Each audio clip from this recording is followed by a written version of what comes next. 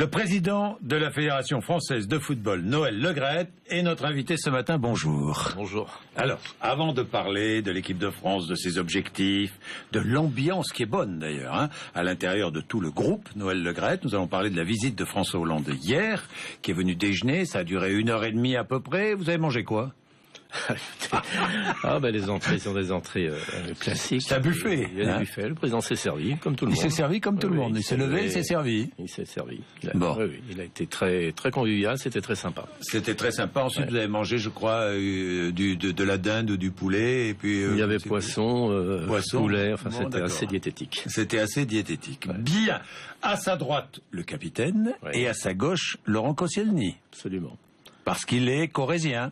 Ils sont de Tulle, le président connaît la famille de Koscielny, donc ils ont bavardé de Tulle, et puis il était très, très content d'avoir l'un de ses compatriotes tout près de lui. De quoi avez-vous parlé à table? Qu'est-ce qu'il a dit? Je pense qu'il a été... Je vais vous dire, je crois qu'il aime le foot. Oui. Il est supporter de l'AS Monaco, c'est vrai ça? Je sais pas, je sais pas. Mais si, moi je vous le dis. Non, il vous l'a pas dit. Bon, vous le savez, vous êtes proche de lui, Noël Le Graët, vous le savez. Il était là pour l'équipe de France. Oui, mais enfin, il est supporter de l'AS Monaco. Bon, c'est son droit. Oui, il a le droit. Non, attendez, moi ça me choque pas. C'est pas mon cas, mais bon, c'est pas vous. Non. Il pourrait être supporter de Guingamp, mais bon. Peut-être. Non, c'était très, très décontracté. Les joueurs ont été impressionnés parce qu'ils se sont livrés gentiment. Il a parlé il a interrogé tous les joueurs de leur club, mais de façon très, très positive. Il a volé le mot pas de pression, c'est vrai. Il n'est pas venu en président. Non, il est venu plutôt en ami. Il est venu vraiment serrer les mains, passer un bon moment. C'était important ou pas? Pour moi, j'ai trouvé que c'est très important. Comment les joueurs l'ont reçu? Écoutez, interviewés, ils étaient ravis. Ils étaient ravis, parce qu'ils attendaient à quelqu'un peut-être de plus distant. Comme il a parlé à tout le monde, il a parlé de foot en toute simplicité, sans donner de leçons. Pas trop de pression. Donc les garçons et les hommes étaient très, très contents. Est-ce qu'il y a dans les messages que l'on peut donner à une équipe de France de football, des messages que l'on donne à travers cette équipe à la France tout entière? Ça doit être un petit peu les mêmes mots, le mot confiance. Je crois que la France manque de confiance, parce que c'est quand même un pays qui a des possibilités énormes. Et les footballeurs ou les sportifs de haut niveau, quels qu'ils soient, ont besoin toujours de cet esprit de confiance, d'être aimé. Donc je crois qu'il y a des messages qui sont identiques. Vous pensez que l'équipe de France est aimée aujourd'hui, Noël Le Graët? L'équipe de France de football. Je parle pas de l'équipe de France politique. Non, je pense que l'équipe de France de football. Tu vois, il y a beaucoup d'espoir. Beaucoup d'espoir. Les gens ont envie de l'aimer. Ils l'aiment pas encore tout à fait à fond. Ils sont pas tout à fait encore tous concernés. Mais les progrès sont immenses. Vous le sentez? Bien sûr. Même depuis le match de l'Ukraine, dont on avait parlé tous les deux, il est clair qu'il y a une autre vision. Même les joueurs sont plus rassurés. Ils ont plus confiance en eux. Il y a moins d'articles négatifs. Vous savez, qui a raison à un moment? Vous savez, tous les articles négatifs, à un moment, détruisent aussi cette envie de bien se comporter. Donc aujourd'hui, effectivement, il y a un bon mariage entre l'opinion publique, la presse, en général, et les joueurs. Il ne faut pas s'emballer, mais je pense que c'est beaucoup mieux. Ce climat de confiance est intéressant. Oui. Vous savez que François Hollande avait été comparé à un entraîneur de football par l'un de ses camarades socialistes. Ça ne m'étonne pas, j'ai vu qu'il a joué au foot, j'ai entendu des commentaires. Il avait été comparé quand même à Raymond Domenech. Écoutez, Domenech jouait pas mal au football. Enfin comme sélectionneur. Comme sélectionneur, je crois que... Vous savez qui avait fait cette comparaison? Non, je sais pas. Manuel Valls. Ah bon? À l'époque, oui. Ah bon? Manuel Valls, c'est football lui aussi, je crois. Peut-être. Noël Le Graët, la France n'est pas favorite du mondial quand même. Non, parce que l'emballement autour de cette équipe de France, moi j'entends déjà, franchement, on n'est pas favori de ce mondial. Non, on n'est pas. On est encore assez loin des équipes comme le Brésil, l'Espagne, l'Allemagne, l'Italie, voire l'Argentine. Mais on progresse. On sent qu'on a des possibilités. On a des jeunes joueurs qui ont été champions du monde il y a seulement 18 mois, qui intègrent déjà cette équipe. D'autres qui sont pas très loin, et puis nos anciens qui sont dans tous les meilleurs clubs européens. Je trouve que Didier a trouvé une complémentarité. Donc elle peut bien faire. Mais bon, elle n'a pas encore montré qu'elle était capable de rivaliser, ou en tout cas de battre les meilleurs. Oui, de battre les meilleurs. Votre objectif dans cette Coupe du Monde, franchement, sincèrement, Noël Le Graët? Très sincèrement, je pense pas, je ne vais pas prendre exactement les mêmes mots que Didier, parce qu'on se fréquente tout le temps. Il y a effectivement une telle envie aujourd'hui. On voit bien qu'il faut gagner le premier match. En tout cas, ça c'est essentiel. Essentiel. Match, hein. Il faut rentrer dans cette. C'est la dynamique qui. Vous avez raison. Il faut rentrer dans cette compétition rapidement. L'objectif est déjà de sortir, mais après c'est difficile. Si on est deuxième, on joue l'Argentine. Si on est premier, c'est peut-être le Nigeria. Vous savez, sur un match, tout est possible. Après, personne ne peut écrire l'histoire à l'avance. Oui, mais l'objectif serait rempli si l'équipe de France, je sais pas moi, atteint quel niveau. Le plus loin possible, je veux dire. Oui, non, mais ça, vous n'avez pas vous transformer en responsable politique. Vous avez été, vous avez dirigé la mairie de Guingamp pendant 2 mandats. Oui, c'est pas de la langue de loi, mais j'ai un peu l'habitude du football quand même. Oui. J'ai été longtemps dans les tribunes. C'est vrai, oui. Et j'ai jamais vendu la peau de l'ours avant le match. Et puis même, comme j'étais la chance d'être à Guingamp, quelquefois crée des surprises. Donc le plus grand ne gagne pas tout le temps. Donc les favoris, on doit sortir de cette poule. On doit sortir de cette poule, mais après sur un match, tout est possible. Même pour nous. Oui, vous devez sortir de la poule. Ça serait un échec si la France ne sort pas, on est bien d'accord, Noël Le Graët.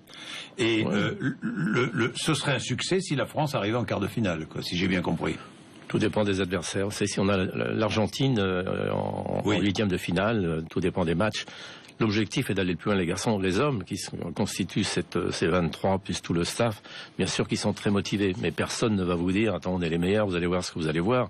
On est en construction. Il faut comprendre qu'il y a 6 mois, personne ne parlait trop de l'équipe de France, en tout cas en bien. Depuis l'Ukraine, ça se passe pas trop mal, les matchs amicaux sont bons. On voit bien que l'ambiance générale... C'est important que les matchs amicaux soient bons. C'est mieux, parce qu'on est dans des périodes où on doit construire. Dans des périodes de doute, oui, il vaut mieux que ce soit agréable. D'abord, l'environnement global est plus confiant. Je pense qu'on a donné quelques signes très positifs ces derniers jours. Oui, des signes positifs. On a même vu les joueurs chanter la Marseillaise. Vous avez vu ça? Parce qu'on a beaucoup parlé de ça. Bon, maintenant, moi je me souviens quand Didier Deschamps est venu, était à votre place, il nous disait de quel droit, moi sélectionneur, je leur imposerais de chanter aux joueurs. Mais ils l'ont fait de même. Oui, mais c'est ce que j'ai dit. Ceux qui veulent chanter, il la chante, voilà. Et l'autre respecte. Celui qui n'a pas la voix, celui qui il respecte. Donc ça ne me gêne pas. Oui, ça ne vous gêne absolument pas. Mais c'est là où on sent qu'il y a un engouement. Hein. On sent qu'il y a une ambiance. Qu'est-ce qui fait qu'il y a cette ambiance dans cette équipe? Il y a un climat de confiance. Didier a installé une ligne de conduite très claire avec son staff. C'est rigoureux? C'est rigoureux, mais sympa. Parce qu'entre une rigueur tout le temps, c'est impossible. On n'a pas vu de tweet ou très peu la visite du président de la République. Il n'y a pas eu d'images, de photos, de très peu. Vous avez voulu ça? Écoutez, je pense que les joueurs ont beaucoup de savoir-vivre. Contrairement à ce qu'on pense. Ils sont extrêmement concernés. Des périodes quand même, pardon. Il y a des compagnes de joueurs qui n'ont pas beaucoup de savoir-vivre. Je parle de ceux Noël Le Graët. Non, mais je parle de ceux qui sont là. Ah ouais, d'accord, ceux qui sont là, oui. On va pas parler des absents. Oui, d'accord. Ceux qui sont là ont une ligne de conduite qui est très positive. Oui, donc très positive, mais je me souviens aussi, Didier Deschamps avait imposé des règles en ce qui concerne les réseaux sociaux, Oui, il les a mis en garde. Parce qu'effectivement, il faut toujours attendre. Actuellement, vous le dites vous-même, la vie est belle. On vient de gagner au Stade de France, on se prépare. Vous êtes prudent. Oui, parce qu'il va falloir vivre ensemble quand même quelques jours, j'espère quelques semaines, et c'est quelquefois compliqué. Donc il faut faire extrêmement attention à la vie de groupe. Bien. C'était cette venue, je vais en terminer avec la venue de François Hollande. Il est reparti avec un maillot, le numéro 24, 24e joueur de l'équipe de France. C'était ça, non? Je crois, oui, c'est là. Oui. Bon, en tout cas, il est proche de nous. Bon, et si vous gagnez la finale, on ne sait jamais, hein, ça peut arriver. La France peut être championne du monde, sait-on jamais. Vous ne pourrez pas défiler sur les Champs-Élysées puisque c'est le 14 juillet, dites-moi. À moins que François Hollande reporte de 14 au 15, mais je ne sais pas encore. Je sais pas. C'est possible? Non. Il pourrait reporter? Non. Non, vous pourriez défiler avec les soldats? Oui, non, c'est pas possible. C'est pas possible. Bon, mais on le souhaite. Lui-même a dit, c'est pas un gros problème. Gagner là et on fera ce qu'il faut. Oui. Donc à vous de gagner maintenant. Hein. À vous de gagner. Cette équipe de France de football entraîne une augmentation du nombre de licenciés à la fédération. Est-ce que vous sentez que... Oui. On est sur une phase positive depuis 2 ans. Vous savez, on était à 1,8 million après l'Afrique du Sud. L'année dernière, on avait dépassé les 2 millions et cette année, on flirte avec les 2,1 millions. Donc chaque année, on est sur une voie de progrès en nombre de licenciés. Le football féminin aussi est passé de 40 000 à 70 000. Il atteindra, j'espère, 100 000 dans les 2 années qui viennent. 100 000 licenciés. Pas mal. Football féminin, c'est pas mal. On est parti de très bas, mais là vraiment, il y a aussi une mise en place importante. On est candidat, la France est candidate. Vous êtes candidat. Oui. À la Coupe du Monde. Coupe du Monde 2019. Oui. 2019, football féminin. Oui. Je dépose le dossier à la FIFA au Brésil dans les jours qui viennent. Dans les jours qui viennent. Mais on n'est pas tout seul, donc il y a 6 pays qui veulent l'organiser. La compétition se déroulerait dans les stades que l'on connaît. Plusieurs villes ont été sélectionnées, choisies, pas encore. On n'est pas encore à ce niveau-là. Bon. Quelles sont les inquiétudes que vous pouvez avoir? Quels sont les écueils que vous pourriez rencontrer avec cette équipe? Actuellement, on est en pleine confiance. Je vais vous dire, si vous partez, bien sûr, nous on est vigilants. Je vous jure qu'on l'a bien préparé. Aussi bien le lieu, pour les médias, pour les supporters, où ils pourront se retrouver. Pour les joueurs, on en donne des bonnes conditions, pas forcément très luxueuses, mais dans très bonnes conditions. Qu'est-ce qui peut nous arriver? Ne pas bien jouer. Oui. Parce que la réflexion est laquelle? C'est le jeu. Si vraiment l'équipe de France joue bien, même s'il y a quelques petits détails qui ne fonctionnent pas de façon extraordinaire, l'histoire montrera que l'équipe est belle. Donc c'est uniquement un mauvais match. Un mauvais match. Oui. L'indice, je crois que vous mesurez régulièrement l'indice de satisfaction ou de confiance, non, en cette équipe? Oui, mais enfin, ça n'a rien à voir avec... Il faut faire toujours attention aux excès. Si on les mesure là ce matin, je vais augmenter tous nos sponsors, ce qui n'est pas notre but. Je crois qu'il faut faire attention, c'est toujours sur la durée. On n'a pas de... l'image, si vous voulez... Ça me fait repenser au président de la République. Il a fait allusion à la vie politique ou pas de temps en temps? Non, de temps en temps, non. Il a parlé à un moment de rêve. Peut-être que c'est un peu les mêmes mots, je pense, quand il s'adresse à... qui représente la France. Il le ressent, mais nous aussi. Quand nos joueurs ont le maillot bleu, on sait qu'on représente quelque chose. Vous revoteriez pour lui aujourd'hui? Ah moi, oui. Sans problème? Sans problème. Sans hésiter? Sans hésiter. Il est à la hauteur de sa fonction? Absolument, je pense que c'est un contexte difficile. Oui. Je trouve que moi je suis pas un juge politique, c'est plutôt le citoyen. Je m'adresse aux citoyens, non pas au président de la fédération. Bien sûr que non. Je pense que c'est extrêmement difficile. Les médias, il y a 50 personnes qui parlent tous les jours de tout et de rien. Moi, je suis partisan de 2 grands partis, un bon PS, un bon UMP, des gens qui ont des idées, des projets. Mais la dispersion des partis est extraordinairement fragilise complètement notre système. Vous avez réagi à ce qui s'est passé dimanche? Alors, ce qui s'est passé dimanche, vous voulez dire pour les jeunes? Oui. Non, ce qui s'est passé dimanche en France, les élections européennes, et la victoire du Front National. Ils sont devant, c'est pas une victoire. La victoire, ils sont devant dans une compétition qui n'est pas habituelle. Ce que j'ai aimé, par contre, c'est les jeunes hier. Et franchement, comme là, on a rien, c'est pas de la démagogie. Je trouve que leur mouvement, qui était sincère, bien coordonné, avec des mots qui convenaient, c'est une leçon pour les politiques de tout âge. Que ces jeunes garçons ou ces jeunes filles... Vous les encouragez? Non, je pense, mais j'ai trouvé bien. Vous pourriez aller manifester contre les idées. Je ne parle pas du parti, contre les idées du Front National. Je suis président de la fédération, donc j'ai des devoirs. Mais en tant que citoyen, vous savez, vous connaissez bien entendu. Je pense qu'il n'y a pas... Aujourd'hui, je pense qu'il y a une prise de conscience de toute cette jeunesse qui aime la France. Vous avez vu les mots hier de ceux qui défilaient dans les rues de Paris ou d'ailleurs. J'aime la France, j'aime l'Europe. Donc c'est tous les jeunes qui donnent... que le Front National n'aime pas la France? C'est pas ça, c'est que les partis politiques n'ont pas présenté un projet séduisant pour ceux qui ont voté Front National. L'Europe, c'est tellement abstrait. Alors, vous êtes européen? Bien entendu, mais je dis aussi que plus il y a d'Europe, plus il faut de régions. Parce que les gens trouvent que l'Europe, c'est un grand mot, avec un système économique où ils ne se retrouvent pas. Et eux, ils habitent soit la Bretagne, dans mon cas, ou d'autres, et nos régions sont extrêmement importantes. Donc l'Europe, c'est un mythe, c'est un leurre, quelque part. Mais c'est une nécessité économique. Oui, nécessité économique avec des régions très fortes. Avec des régions très fortes. Avec des régions très fortes, oui, bien sûr. C'est une forme de fédération européenne. Absolument. Moi, je pense que à l'allemande, un peu avec des régions très fortes. Vous avez raison, parce que j'ai vu même pour le football, c'est quand on parle de nos clubs.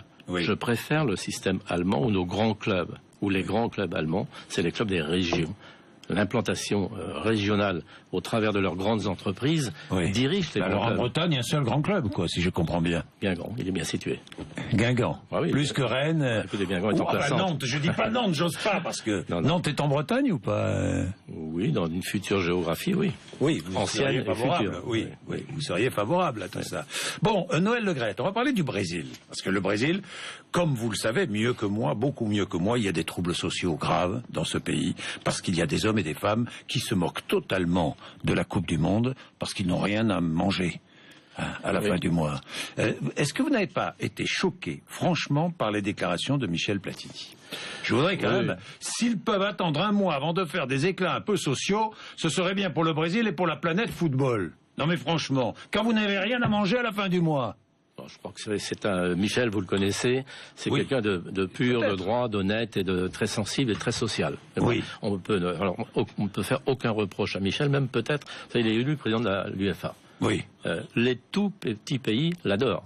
Donc ça montre qu'il n'est pas quelqu'un d'insouciant. Bon, il a dit comme ça parce que Michel, au moins, quelquefois, il prépare pas trop, il fait pas, mais il est humainement extrêmement intuitif et intéressant. Pour revenir au Brésil, c'est un pays en plein développement qui a une petite crise. Vous savez, il y avait les pays émergents sont en crise. Le pouvoir d'achat s'était largement développé. Il y a une crise mondiale avec des classes moyennes aujourd'hui qui ne trouvent pas tout à fait leur compte. Et le football montre toujours un luxe, quelquefois exagéré. Mais quoi, c'est une terre de foot. Les gens là-bas, j'ai été ces derniers, ça joue au foot partout. Oui. Ça n'empêche qu'il y a une crise sociale, mais l'Europe aussi, on a une partout aujourd'hui où il y a effectivement des grandes manifestations, mettons riches. Vous allez, je sais pas, vous engager pour une cause ou en marge de ce mondial, vous, la Fédération française de football ou le football français? On verra, vous ne. Politiquement, c'est pas notre rôle. Non, on verra avec Rai qui sera là-bas si on mènera une action sociale pour son assaut ou pour d'autres. Mais on a bien évidemment un devoir de réserve. Oui. Vous n'êtes pas allé au Brésil pour leur faire plaisir? Absolument pas. Je pense que déjà l'organisation... C'est ce que dit Michel Platini, on a été au Brésil pour leur faire plaisir. Non, je pense que le Brésil, d'abord, c'est un bon choix. C'est une terre de foot. Ils nous ont tellement apporté. Regardez le nombre de joueurs dans le monde entier, et particulièrement chez nous. Combien donnent une bonne image du football? Oui, bonne image. Vous soutenez Michel Platini à la présidence de la Fédération internationale ou pas? S'il se déclarait, oui, mais je n'ai pas l'impression qu'il se dirige vers une candidature. Vous pensez qu'il ne sera pas candidat? Je ne sais pas. Franchement, il faut laisser le congrès... Non, mais s'il est candidat, vous le soutenez?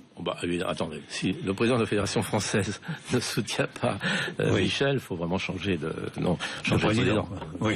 Non, ça changer de président. Il est bien évident que, je vous l'ai dit, pour Michel, on a, nous, une amitié profonde, parce que je le trouve, c'est vrai, ce garçon, cet homme-là, quand il a organisé 98, il est intuitif. Il sent les choses, aussi bien au niveau financier que technique, économique, que la vie.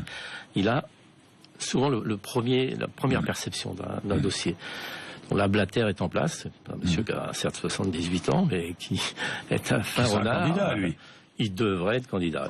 Je pense qu'on va voir ce congrès. S'il est candidat, vous pensez que Michel Platini ne le sera pas? Je ne peux pas répondre à sa place, mais je ne suis pas certain que Michel sera candidat. Je ne sais pas, non. Oui, vous sentez même qu'il ne le sera pas.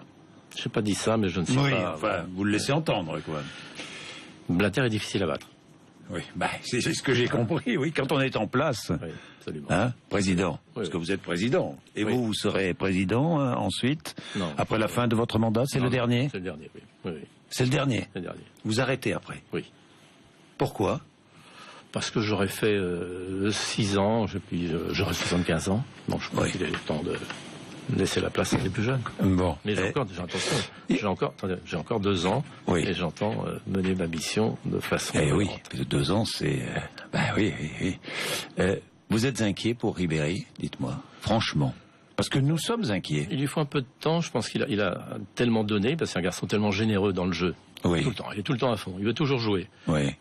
Inquiet, oui, s'il ne pouvait pas jouer. J'étais à côté de lui hier, il a un petit peu mal au dos, il a un petit peu ronchon, il a envie de jouer. Il est ronchon, là, ronchon, il n'est pas bien, parce que c'est un joueur.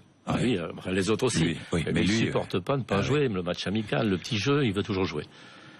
Donc là, mais inquiet quand même, parce qu'on sait vraiment de quoi il souffre. Vous savez, je ne vais pas dire le nombre de matchs qu'il a joué, la pression qu'il a eue. Il aurait eu besoin d'une coupure totale d'1 mois qui n'a pas pu être faite, mais il est bien ménagé. Je pense qu'il sera prêt pour la compétition. Il sera prêt pour la compétition? Je pense, oui. Bon, ça c'est une information. J'ai une dernière question, parce qu'elle me tient à cœur. Il n'y a pas d'arbitre français à cette Coupe du Monde. Non, mais il y a les joueurs. Oui, non, mais je suis d'accord. C'est regrettable, non? Oui. Je pense qu'on travaille pour que dans l'avenir ce soit un peu différent. Nous avions un candidat, mais qui n'a pas pu être retenu pour des raisons presque normales. Il a été blessé en cours de saison. Il aurait pu être présent, mais il y a une concurrence vive au niveau européen, puisqu'il y a un certain nombre d'arbitres européens désignés. Bon, ceci dit, il faut qu'on travaille pour qu'il y ait des arbitres à tout niveau dans toutes les compétitions internationales. Merci Noël Le Graët d'être venu, d'avoir répondu franchement à mes questions ce matin sur RMC et BFM TV. Il est 8h56.